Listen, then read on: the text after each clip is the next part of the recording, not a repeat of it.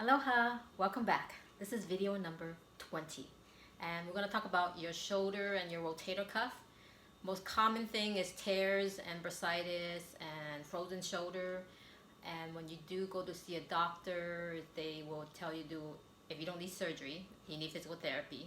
The physical therapist will have you do a common exercise where you have to learn how to get your arms to be able to go up, because the tendency, people who have shoulder problem, this is the most they can go up. They are unable to walk it up. It's because they require all your external rotator to do the job of shortening and contracting and pulling that shoulder back. And the reason it's weak, it's because we're constantly in this position, holding our phone, sitting on couches, on a bed, hunch over. So all the muscles are pulled forward, they're overstretched and weak. And so they ask the patient to use a towel and bring it behind them, or a yoga belt, and grab the rope and try to climb the finger up or try to pull it up. What I don't like about this exercise is because most people are unaware of what they need to work on, why they're doing it, and what they need to feel and how their body position need to be. They're very unaware of their alignment, so they're actually creating more problem, because this is what I see. They round the shoulder forward. You can see how I can see my shoulder round forward. They're in this position because this is normal for them. So to me, they're not doing much work to strengthen these muscles in the back and lengthen the muscle in the front, unless they're super conscious and self-correct, or a therapist is right next to them. That's why they go to physical therapy. They can monitor and correct and roll the shoulder back and engaging the core, so you're not pushing out and arching the back. See, some people would either round their back or they will arch the back, but again, this is coming from the spine and not coming from the shoulder. So I found this to be not as productive for the beginner who don't really have the understanding and connection with their body. So let me show you a way you can do on the floor to make sure you're not compensating and you are getting some movement for that area, targeting that area. So I'm gonna get on the floor. Let me adjust this one more time. And what you're gonna do is bending your knees.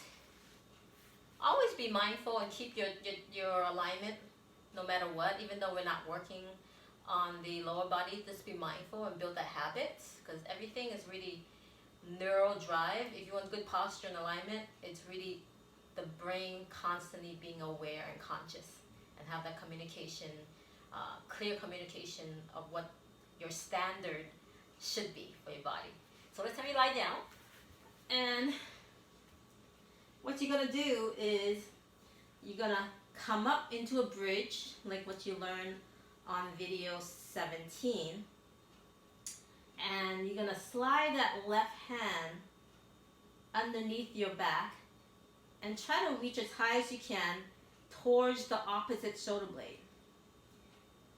Okay, this shouldn't be painful, so if you find it's painful, slide the arm back down, but ideally you should be able to touch your scapula on the right side if you're using your left hand. And what you're going to do is slowly, still engaging your core and maintain alignment, drop the butts down to the floor. Okay, and if you find yourself arching your back, it's too much.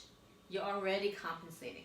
So you should be able to pull and slide this rib cage down and feel your core engage and feel the release of your lower back. If you're unable to do that, you're going to have to lift the buttock back up and slide the arm back down a little bit more and degress. For some people who have shoulder problem, I literally have clients that can't even bring their hands behind the back. They're just on the outer part of the hip, and that's it. And that's a lot of work for those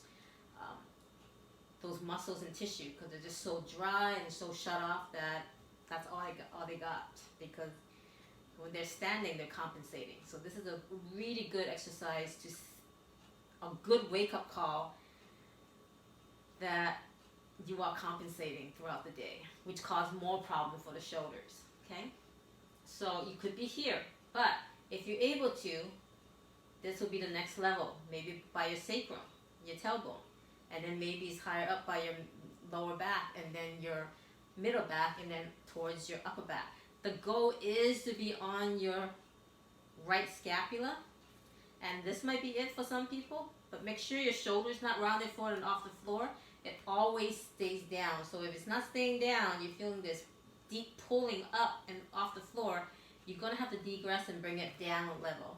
Okay? But if you can, the goal is to be at this level, and slowly extending the opposite arm out to the floor, relaxing it onto the floor, spread the palm, and then drop both of your knees to the same side as the shoulder you're trying to stretch and strengthen.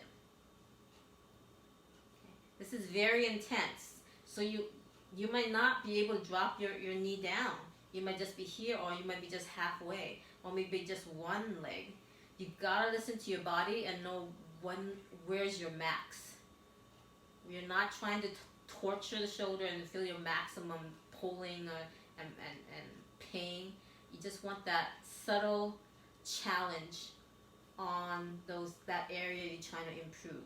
So always have common sense and be gentle with your body.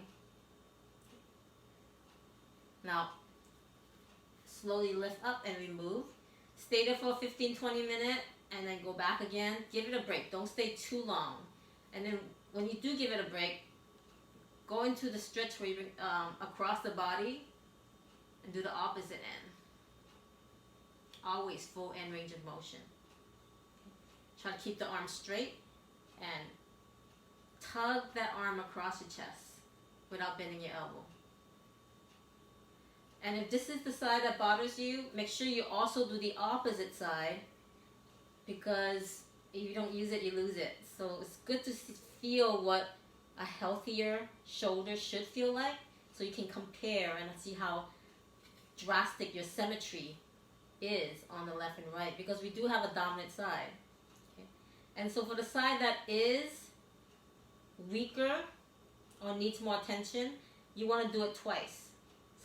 And that will be one set. So I did the left, did the right. You're going to come back. If your left is your injured side, you're going to lift up, go back to the left again, and do it one more time.